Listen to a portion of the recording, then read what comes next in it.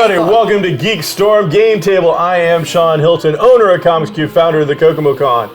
You can locate a plethora of fine stores in the 100 West Sycamore block of downtown Kokomo. We call it Geek Street. You should stop on down and accompany us on a journey of fun and interesting things. Today I'm joined by my good friend, Caele Pemberton. She is trying to shame me with her wiles and ways, and I shall not fall for it this time. Normally my wiles are pretty effective, but Shawn has some superhuman resistance. No. Now your husband, on the other hand, he could break my will, maybe. I'm not sure. All right, so that's really off to a weird track. So on today's episode, getting back on it, we are going to be discussing whether all age games should be the only thing at your local convention, and we'll discuss a little bit of the new D&D 1, very little, because I don't think either of us have had a really good chance to really get into that. And our last subject was, we had another one. Letting characters die, letting player characters die. Not players. That's different. Which one would you like to start with? Throw out your topic of choice. You know, let's talk about letting players die. Or characters. I feel as if I'm under her spell. I must go along. Okay, so whacking a character. Yes. Yeah. Now I have, again, in context of what we're doing, I have been playing since the 8th grade, and I have just turned 50. Mike, when were we in the 8th grade? I'll let the producers come up with a date. It was a while ago. You are a little newer, so I think in the context of this, we are getting the grognard, and I don't want to call you a noob because I find that that's a little bit harsh. I'm offended. You would be.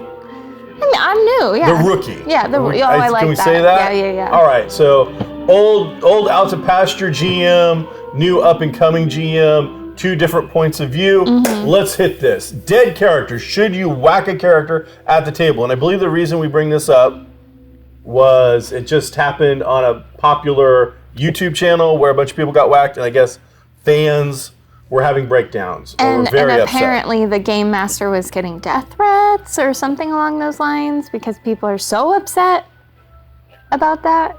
That's a lot. Wow. Yeah. I think you should allow characters to die. I personally don't think you should go out of your way to make it happen unless maybe you have a problem player. But it could happen. You know, in my games, we've always known that it's a possibility. Anything I've led, it's a possibility. Your character could die. And that's okay. I hope I don't get death threats. I know I'm as popular as Matt Mercer, but... What are your thoughts? How many characters have you whacked? Guessing. I mean, I don't expect you to have an exact tally sheet or tattoos upon your body. Oh, I do. But no. In games that I've played in, no one has actually died during a session. I did say goodbye to a character, and essentially she died because there were a lot of problems happening. So we did say goodbye to her, and I introduced a new character. That was difficult. Other than that, I haven't really, games I've led, we've had moments where players are, pulling up D&D Beyond and preparing that next character right in the moment because they are so close to death. And now we have a character that is probably essentially dead. So that's a, complicated answer. I find this incredibly interesting and unique from the two different perspectives that we just made fun of, you being younger and me being older. However, some of the words that you just used and the language that you just used is so very different. Mm. I grew up with first edition red box set where your guy was Bob the First, and you might end up with Bob the Fifth. Mm. You had a 10-foot pole because the GM was very much out to get you kind of back in those time periods. It's obviously changed, but the word that you used that I found so interesting is you said, I had to say goodbye. Mm-hmm. See, now I can tell you, I've whacked some people, I've put them in the dirt, I've done some horrible, horrible things to people. Now, as I have grown older and out of 8th grade, went through puberty and kissed a girl for the first time and other life-changing events that were grand and glorious. My gaming has evolved as I have as a human being. And now I'll still whack a guy and put him in the dirt, but I will think about how that will affect my game and the mechanics behind it, the feeling behind it, and how it's going to affect the, every little thing, the nuances that occurs with. But yeah, if you're sending somebody a death threat about an online game, it's not a popular thing to say, but I'll say it. You're sad and pathetic. Get over your life. Get on with it. Take up knitting. Take up gardening. Take up whittle a boat out of some bark or something. Get a new hobby is what I'm saying. Because if you're that ingrained. That you're sending death threats. Yeah. Absolutely. That's completely crossed the line. I mean, and especially because I'm going to guess, and this is year 2022, these aren't ironic, kind of funny ways of, there's a way to say something in a sarcastic, dark tone that could be construed as funny. Yeah. I live in that world. I say mean things. When that camera is not on, what you, me, and Mike say to each other in a private message is no hold barred because I feel comfortable enough to do that. I have to then think about my table. How long have I played with these people? Are they strangers? Did we just meet up at like an amazing event at the Howard County Public Library where I've met a bunch of strangers for the first time in the digital den, put together a group and we're playing for the first time for the night? I'm going to treat that game differently than if I'm running for you and Mike, Todd, and Amber, who are working in the back, who I've run and played games with now for over a year. We go out, we do things together socially. We are now friends outside of this. So what I'm willing to do to you guys is far worse than what I would do to a stranger. Absolutely, yeah. Folding, bending, spindling, and destroying a friend. That's different. Yeah. I say goodbye, right? That term, because it is like when I crafted the character that I said goodbye to, I put a lot of thought and a lot of time into making her, but then even into playing her, and she became kind of real to me. And that might sound silly if you've never played a character that you've really connected with, but I connected with her. And so to say goodbye to her, it was kind of something I had to mourn. And I know my character or my players that I play with at the table feel, varying degrees of the same thing. We just had a situation where one of my players has to make a temporary character, and he's upset because he really likes his character that he plays for the most part. And even though he knows he's going to get him back, not having him for a few sessions, that's tough on him. Yeah, but they also are all very aware that they could say goodbye permanently at any time. Say goodbye. Yeah. Just gonna whack the guy once in a while. Okay. Yeah. So and the thing is, again, I think that's a different take on it. We, because I've grown up desensitized, I suppose, to it, whereas some of the newer players, the game has gotten softer. And now I understand that on a lot of things that's a talking point and that is a red flag or whatever word we want to use, but that's the fact. The game back in the day was a death fest. You got XP by collecting gold, which you got from killing things. So you didn't get XP for great role playing. That wasn't in the game. Sure. You didn't get XP for all these other things. You literally got gold. You got XP for every piece of gold you took. And none of those monsters were just like, here, have all our gold, sir. So yes, it was a violent, vicious game, but it was also super easy to make a new character. It wasn't an hour and a half. Yeah. It was like 10 minutes, bam, bam, bam, and here's Bob the Eighth, and you're on the road. It didn't have and be very clear, not every game is the same. Some of those games, I'm sure GMs did have a level of depth and nuance that others didn't. But I believe that box set right out as it came out, as it was played, it was pretty brutal. But now it takes an hour and a half or longer or days. It takes a session 0. I can tell you that session 0 was a couple of buddies getting together for a Mountain Dew to go, hey, we're going to play D&D, right? Yeah, all right. You going to play the rogue? Yeah. Fighter? Okay, I'll take the cleric. All right, good. Show up to the next game. Not, I'm going to have this power to boost your power to do this. You'll have this feat, and then make like a massive online RPG clan. That didn't exist. I kind of disagree that it takes that long currently because D&D Beyond makes it so easy. My players can crank out a new character in 5 minutes. What about the Amish D&D players, Caele? What about them? I'm sorry, I that was not inclusive of me. I apologize. You're gatekeeping again. I know. I apologize. Knock it off. If you're using D&D Beyond, it can be very quick and simple. It can be. But I think the point is not just that takes a long time. People are putting backstories together that are novelettes at this point. Yeah. You know, back again when we were doing Bob the Eighth was a farmer that didn't want to be a farmer anymore. That's his backstory. Yeah. You know, the family had a sword and an old set of armor. He's now the fighter, and that's it. That was it. Yeah. You were out to play for that. You could have the game going in like 10 minutes. Whereas now I think, people want depth. They want to have a deeper experience. They want a story. They want to interact with a story. I wanted to kill the monster and take his stuff, and now people want to know why the monster has that stuff. So when I think who hurt Shawn, I'm just going to think Red Box Edition. That's who hurt Shawn. It opened the world to me. So it moved. Where the red box hurt you. Yeah. Give me an immovable rod, and I'll give you some tips.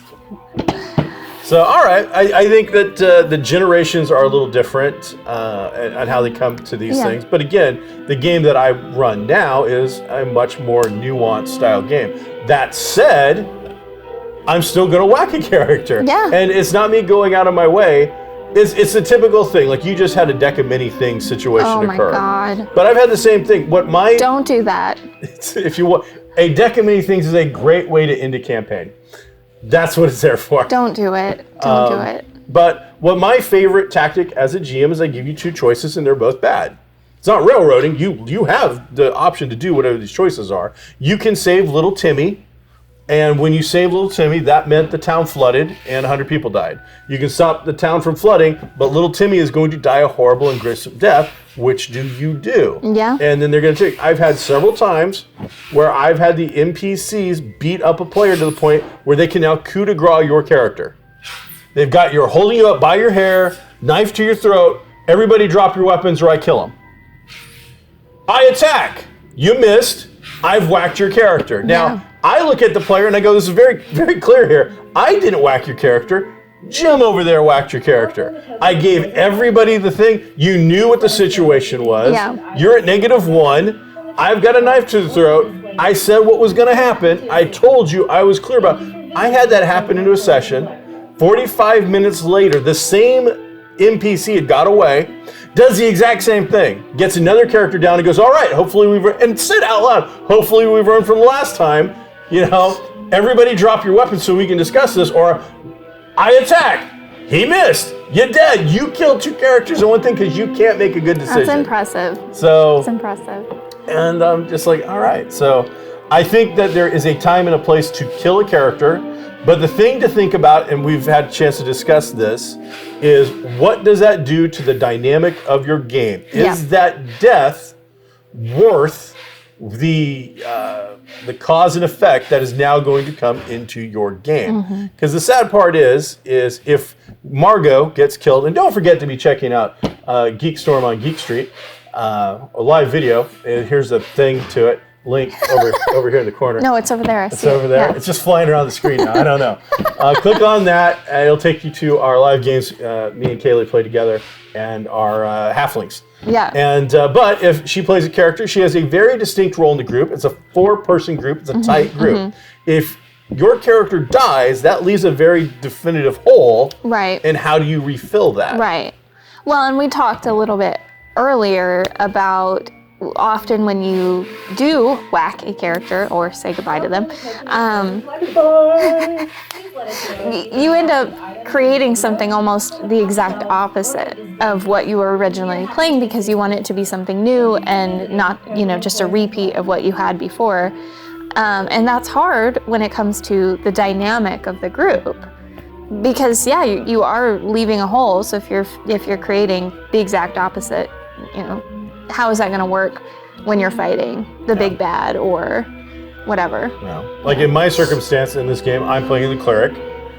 My guy gets whacked, and he gets involved in some situations that I cannot blame the GM for when this character gets whacked. He's put himself in there. I know the dangers of it, and yet I still walk out in front and start talking to some horrendous bad guy. Yeah. Like, hey, whoa, let's say you whack that guy, but I'm the only one that died that session.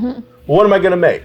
Well, we don't have a cleric, so I'm going to be, I won't say forced, but you're going to probably make another cleric. So I just lost one cleric. I'm just making another cleric. And then on top of it, as you said, like, am I going to play that same personality? No. So now I have to do the opposite personality. And the opposite personality of this character would be, I think, detrimental to this group. So I'm going to be in a pickle if that were to happen. Now, would I freak out about it? Would I send death threats? No. Would I be bummed? Yes. If the players are like, hey, after this game, man, let's go, let's go out to eat and have a little Irish wake for dear departed Gavin and Margot. I'm like, all right, that'd be cool. But after that, it's done. Like, we can, Yeah. So moving on with that. Exactly. So at the end of the day, it is a game. Like, it's a game. Yeah. If you're so caught up in the game that you feel a need to send a death threat, stop playing this game. That is a problem, yeah. So seek the therapy that you need, figure it out, and move on with life. All right. So 18 plus. Yes. I think you and I are on the same page here. I don't think we're going to be arguing. I think it's just going to be a little discussion. Yeah. But throw it out there and... Okay. A few things. I don't want to play with children. We got to tell them what we're talking about. Oh, we're talking about should conventions make it so that all games that you're going to go and sit down and play are open to all ages? Or should they still, like a lot of them do, carry age restrictions for certain games?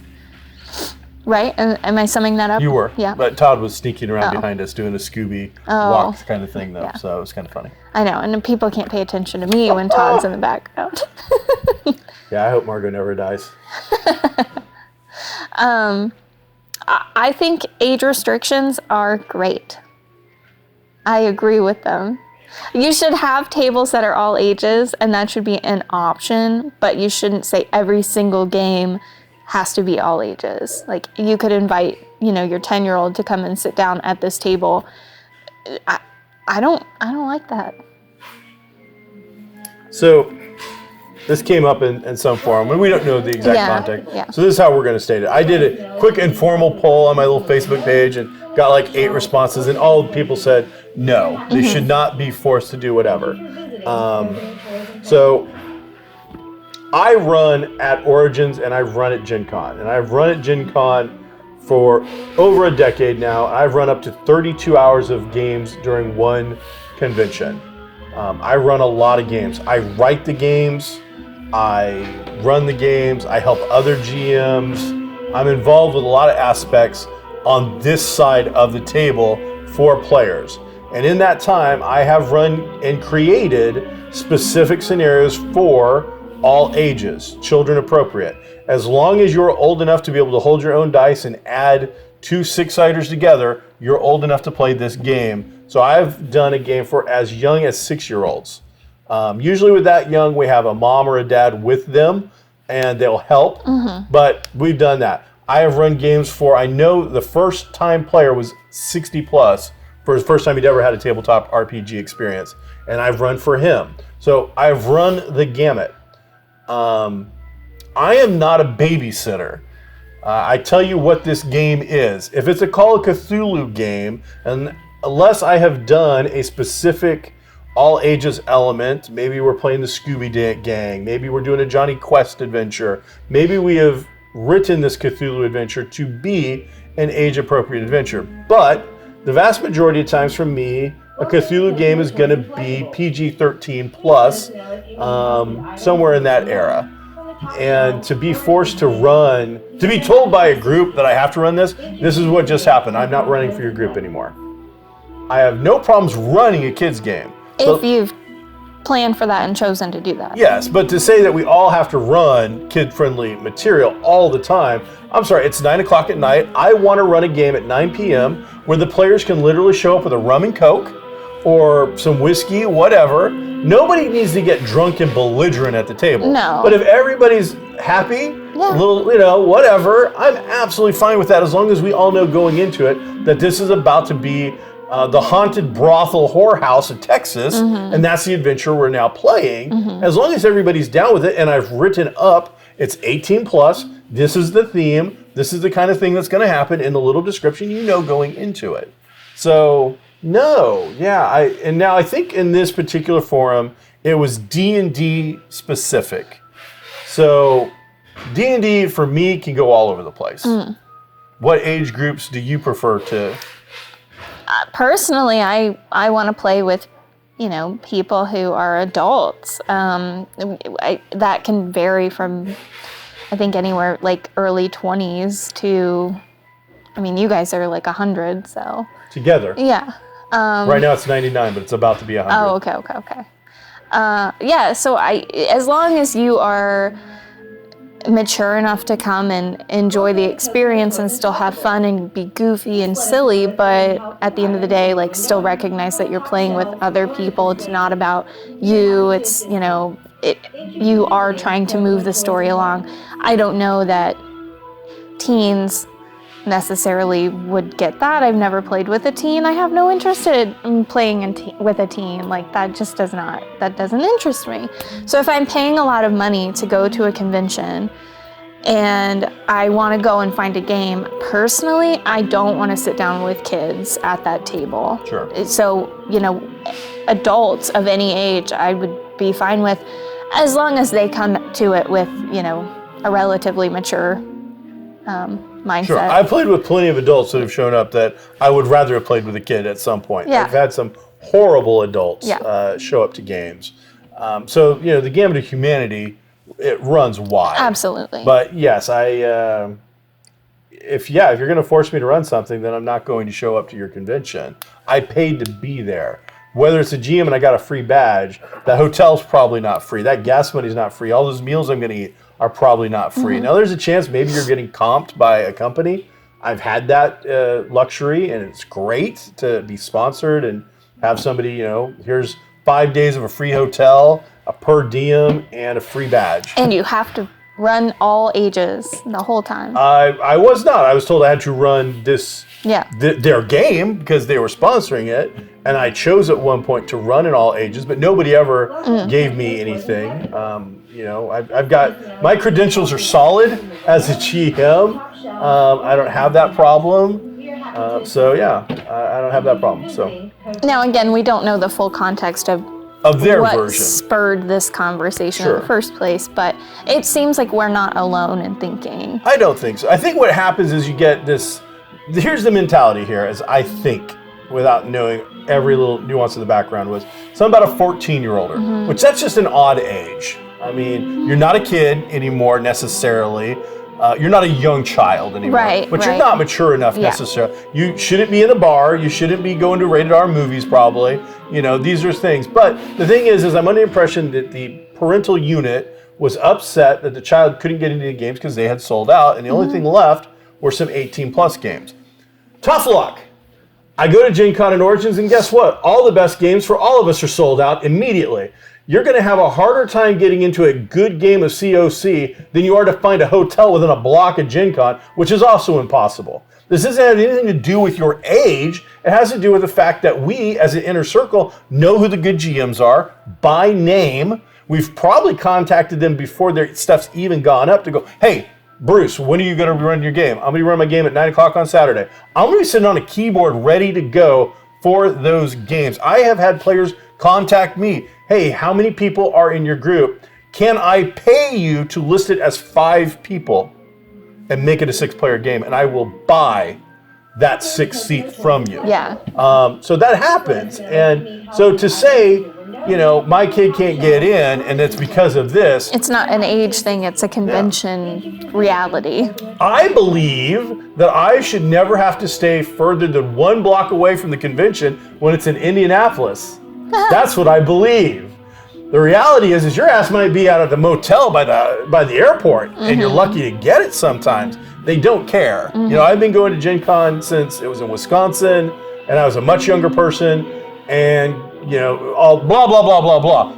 Old dude, Gen Con. Turns out they don't look at it and go, oh man, he is old. He got fat and he's been with us forever. He gets to get closer. It's not how it works. So if you're upset that you didn't get into a game, guess what? We're all upset that we didn't get into the best game or the fun game or the game we wanted. They all sell out. Unless you're my friend, you contact me and then I hook you up under the table. But whatever. If you're a really good friend, you contact me, you say, hey, what are you doing Wednesday night? I'm going to buy you dinner if you'll run for me and my friends. And then I show up and I run for you and your friends and you get a private game. So, whatever. I got to get you to run something at Gen Con this year, it appears. It appears to be, that's what now the new thing. Mike doesn't like to do it. I got him to do it one year, and as much as he hates it, I think he had fun. Yeah. I know his players had fun because I legitimately got cards where he got rated. Yeah. And all my GMs, when I run it, you get a rating. There's an anonymous thing. They turn them in. And he did great. So I need to get him back. I need you run something. Nick, our buddy Nick and Lauren, who haven't been on this show, but are on the other show that me and Mike do, they all run stuff. It's a great time. If you want to see change, you have to be the instrument of change. And you got to be willing to take a bad game, because as I have played far more bad games on that side of the table than I played good games. Very bad experiences. And I want it to be better, and I know I can. So that's why I do it. So would you be interested in signing up to run a game at Gen Con? Maybe? Yeah, that's a lot of, I feel like that's a lot of stress. Pressure, stress. Yeah, like I don't know. That's perfect. I'm excited. It's got my juices rolling down. So that's where we're, all right. So anything you want to add to? I mean, like you've said already, not everything is for everyone, and I think we all need to recognize that. I don't see a problem with saying you have to have a separation in age, but make it an option. That's all I'm going to say. Because I think that the thing would be, you have to do this. No, I don't, and now I've just started a convention that's 18 and older. Yeah. I don't think that's gatekeeping. You forced me into this. See, again, I'm willing to run for all these things. I've put out there a list of games and what they're going to be at. And the truth is, I don't think there's that many 18-plus games on the docket. Usually those end up in some weird room. I ran, for a local smaller con, I ran a World War II game that was going to be bloody. It was going to be pretty rough. And I put in there 18 plus. Well, I ended up in a room that I was uncomfortable being in, because it was some really weird games going on in that room, when mine was, I hate to say it was just violence. It was going to be just a Quentin Tarantino version of violence. Over the top, gratuitous, it was going to be bloody. And I didn't want to put a 16-year-older through that or whatever, because I don't know. Maybe that 16-year-older is sensitive. So, yeah, get on with it, people. There's got to be something for everybody. Yep. Over on Kickstarter, I looked at something real quick called Quick Play Adventure Games. It is a very small, compact, chit-based game kind of situation. You could use miniatures if you wanted to, but they've got pop-out tokens, that sort of thing. And they had a pulp PI adventure that had 3 interconnected stories to make up their thing. But it looked like a very simple, very easy 6-sider based adventure chit token game where you played some stuff, got clues, and then they had 4 or 5 different. There was a sci-fi game, there's a World War II game called Nuts, and 2 or 3 other games that they might unlock. $15 PDF, $25 physical copy and PDF combined, and you get, I would recommend if you're going to do a chit-based token game that you buy the physical, otherwise you have to cut out all these tokens and chits and all that, and that just sounds like a giant thing. So Quick Play Adventure Games, I think it's got 16 days left as of September 30th. Like 70 color cardstock counters, quick easy rules. I watched like a 3-minute easy playthrough on it this morning, and it looked really simple. Okay. So if you're looking for just a really easy, and it looked also like it was a solitaire game. Okay. So if you're that kind of person that your best friend is yourself, and you have nobody to play a game with, or you're stuck in the wilds of I don't know, Alaska and are snowed in and this is all you can do, then Who would ever go to Alaska? All the cool people. So, all right, what else you got? Really don't have too much aside from just this warning to everybody. Don't do a deck of many things. I know we've already said it. Don't do it. I'm serious. Great way to end a campaign. It's a great way to end a campaign, you're right. Or just introduce so much chaos that you have no idea what to do. The deck of many things for me is a great GM tool to decide how you want to be as a GM. Because here's the way it's going to work. It's either if they all go, is it 4? Is there a max? I thought 4 was the max. I thought so too, but then again, as she was explaining to me some stuff, there's been so many additions, I don't know if the additions have changed. I thought you had up to 4 picks, and you had to pick that. Like, you couldn't do 2, I'm done, I'm good. You said 4, you got to take 4. Right. But I also thought you only got 1 shot at it. Well, and one of her players took 2 shots. They said 3, picked their 3, liked everything they got, and then said, I'll take 3 more. And I'm like, I might not have done that right. And it might have just been me as a GM that it was a house rule, like what you say is what you get, but that's it. But the thing that I think about as a GM with this deck of many things is it tests your GM resolve. Are you going to nerf this so that it's going to work out? Because the truth is 50% of that deck is good and is going to help a player, give them a level, give them castle, gold, all kinds of other nonsense. Yeah. It's gambling. You won, you pulled the 1 good card, you're set. Yeah. Or you got Oubliette or whatever it was, and now you're stuck.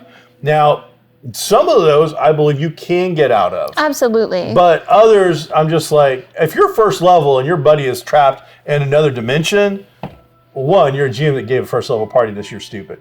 But well, they're not first level, so I'm not stupid. You're not stupid. You're a genius. Yeah, so smart. You could go to Cracker Barrel and put all the pegs in the right order. Probably. Absolutely. So, but I think it really tested GM's resolve. Are you going to nerf it because they made bad choices? You don't want this to happen. I'm like, people need to know when you do this.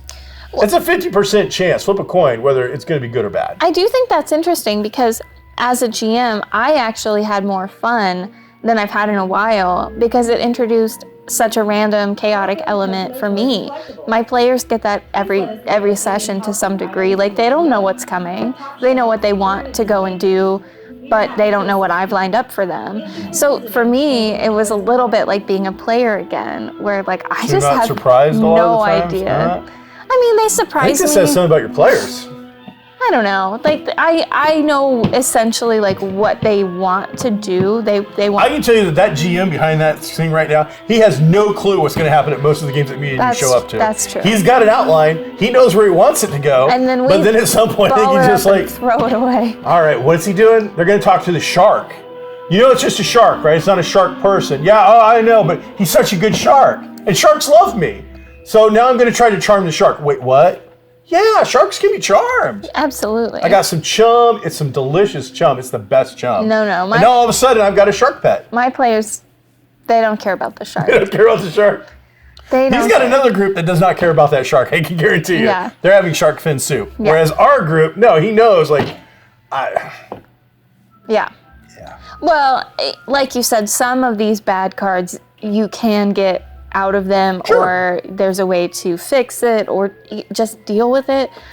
So we did run into one of those situations, but I think... Which card was that? And can you talk about it? I can't... Okay, so it's still ongoing. I can't remember exactly. And again, I don't know if the deck has changed. It used to be like death shows up and you have to fight. Yes, that's like one the card. Spectre of Thankfully... Death. I mean, again, if you're first level, you're probably not winning that fight. But if you're 20th level when you pull it, there's a good chance maybe you walk away from this fight. Thankfully, they did not pull that card. They might have pulled that card, but they didn't know exactly how the deck worked when they first found it. So, that was the first card they physically drew out of the deck, but nobody said, I'm drawing one card, so they pull this card out and nothing happens because they didn't announce what they were drawing. Ooh, they got lucky. They did get lucky. They got really lucky, but then, I mean, they got unlucky a little bit later down the line. Sounds like they got very unlucky. It sounds like you took 2 players out of the game. Out of how many in your group? 3. 3 players in your group and 2 of them now MIA. So yeah, I'd say that deck did its job. they've created temporary characters. I think one of them is going to end up being a permanent character. So, yeah, it's. Did they watch this? I don't think so. Hi, sorry about your character. They know what's up. Okay. They know what's up. But I don't know. It was it added that chaotic element that made it really fun for me, and I was able to kind of take what I did have planned that they did not get to because of all of this, and work in some of those elements with what happened. Excellent. Yeah. So I enjoyed it, even though it was awful and horrible, and you should never do it ever. Don't do it. Don't do that. Avoid the deck of many things again, unless it's time to end. Yeah. If it's time to end, then I think great. This is one way to do it. Yeah. But yeah, if you're in the middle of like your big thing, you're 4th or 5th level, and you're about ready to, and since you're about to face the big bad. They were like right about to face the big bad. So in my mind, they were going to get this, chest of goodies, including health potions and whatever else. There was some gold in there, and there, one of my players. Sounds like an RPG. This sounds like a video game RPG element. You're like, big boss is coming up. Yeah, it's weird. This last room, we just found like all this stuff all these laying health around. Potions. I think my group of players, we've always had this tendency to get goodies at the end of the fight. Okay. But you're about to go in and face this like high level thing that you've never faced before. So I thought, I'll give it to them now. And then they could choose to use the deck in the fight if they wanted, and that would add the chaos. I still would not have been prepared. This is my first encounter with a deck of many things, and I don't think I ever would have been prepared, and I shouldn't have done it. Now you've learned. I at least like the fact that you used a deck of cards. Yeah. If you're going to use a deck of many things, you need to go to that level to produce a card deck of some sort, preferably a tarot deck or something that's got some cool looking suits. But if you're just rolling dice or random like that, I think that's one of those deals where it has to go to that little extra level. The tarot deck, I had like a partial deck, so I'm not actively using it for anything. I took that and associated each tarot card with a card from the deck of many things. And it worked out really well because some of them seemed very natural for those different representations. And it did make it more fun for them. And they could kind of tell when they drew cards. They're this card looks scary. That's not a good card. Speaking of that, if someone wants to do a tarot reading or get a tarot reading, absolutely, you got an event coming up. Yes, Sun King is hosting an oddities market on October 15th. Go to their Facebook page. They have the times on there, but it's a good chunk of the day. I will be reading tarot. The readings are free, but if you would like to make a Goodwill donation, I will be accepting those, and that is going to go to the Friends of the Library to support the initiatives that they support. So the Friends of the Library helps promote library programming and things of that nature. So come out, enjoy the oddities market. They're going to have a ton of great vendors. I'm really excited about it, and I'm excited to get to read for people, especially for free. I think sometimes that's a little bit of a barrier. Like if you want a reading, you've maybe never had a reading, you don't have to pay anything to get it. Not that there's anything wrong with charging, because you are providing that service. But sure. Sun King is a brewery located in downtown Kokomo. It's a great area where they have a wide selection of craft beers on tap. You get to experience it. They don't serve food. What they do here is they have all of the takeout menus from like all the restaurants in Kokomo. You have the food delivered, or you bring it with you to their establishment. You buy their beverage, and then the place is set up. It's really a great feeling in there. There's bar set up, there's table set up, there's lounge chairs set up. There's an eclectic mix of families seating are areas. welcome, children, dogs, pets. I've seen. So and they do a lot of these community events like that. They've done trivia events. They've done oddity events. I have run an RPG in the Sun King for a group and had a great time. Not the first time I've run a game in a bar, by the way. Yeah.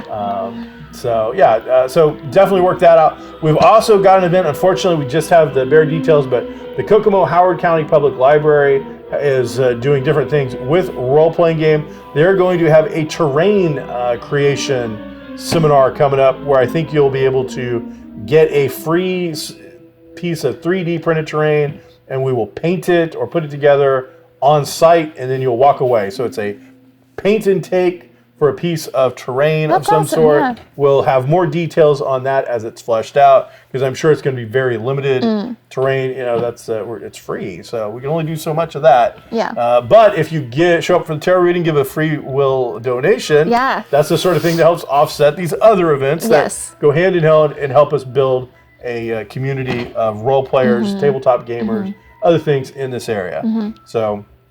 Very cool. All right, so what we are going to be doing coming up is me and Caele here this is your first miniature role-playing game. We're going to be taking on a game called Space Station Zero, which is a tabletop mini game.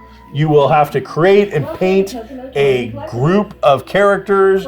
We have got boxes of people to choose from to make up a crew. And in Space Station Zero, the idea is quite simple.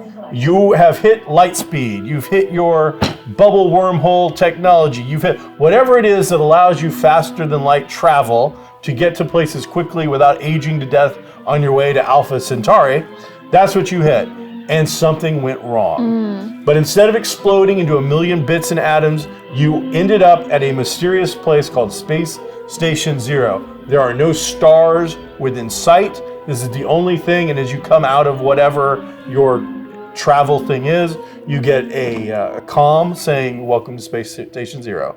You arrive there to find over the years, other people have arrived at Space Station Zero. There is a thriving community on this giant space station, but the way it's been calculated by the best intellects there is it would take 100 lifetimes of the longest lived race here to get back to normal space. So you are effectively trapped on Space Station Zero. So you can either live in this little compound area that they have set up and drink away synthanol until you die. I'm done. I'm in. That's it. Or you and your crew can go out into the space station and start exploring the mysteries of Space Station Zero, all right, fine. seeing what's out there. The game itself is what we call a miniatures agnostic game, which means you can take the minis from any company and use them. So they don't make miniatures specifically for this game. If you've got Games Workshop miniatures that are Space Marines, you can play them. If you've got other it doesn't matter, any science fiction related miniatures, obviously this is a sci-fi game, so using D&D miniatures, if you use Starfinder miniatures, probably would work fine. You put together a group. Now you get 3 different versions of a group. You can take a group of like 8 characters. I would describe that as 8 first level characters.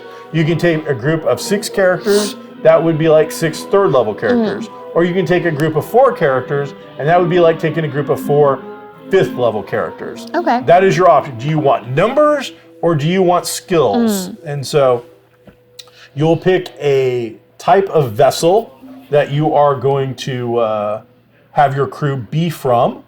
And depending on what type of vessel you choose, that will tell you what kind of crew that you are going to have. So if you want a combat heavy crew, then you can choose like a warship. So there's a medical vessel, there's a science vessel, there's a war vessel, there's a shipping ship, there's a pirate ship, and there's an exploration ship.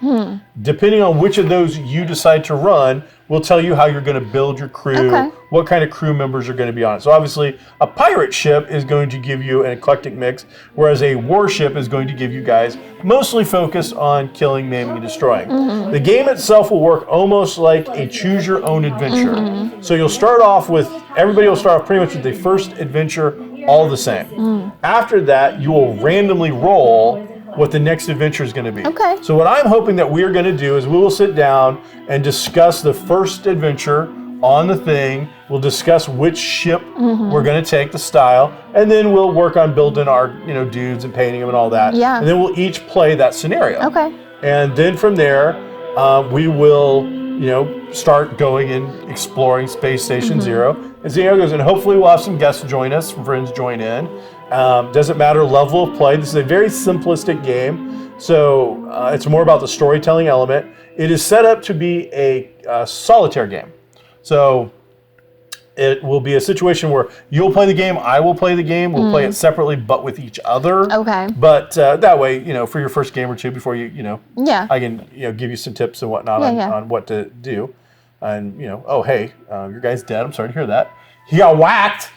Did I say goodbye? You say goodbye in the aftermath, because there's an aftermath portion where you find out if your guy gets knocked out of the game, he might be dead. But there's a chance it was just a flesh wound, or he might miss just a session. He's just out there in space, just like floating around. Well, he's probably in the space station. Okay.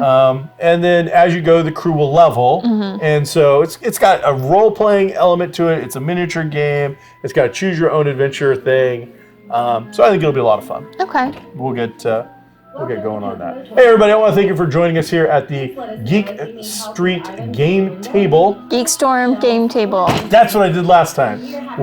Thanks for checking out On Geek Street. GeekStorm Game Table. Perfect. Yeah, Just take care of it. Take the outro. Go for it. We'll see you next time. Be groovy, everybody.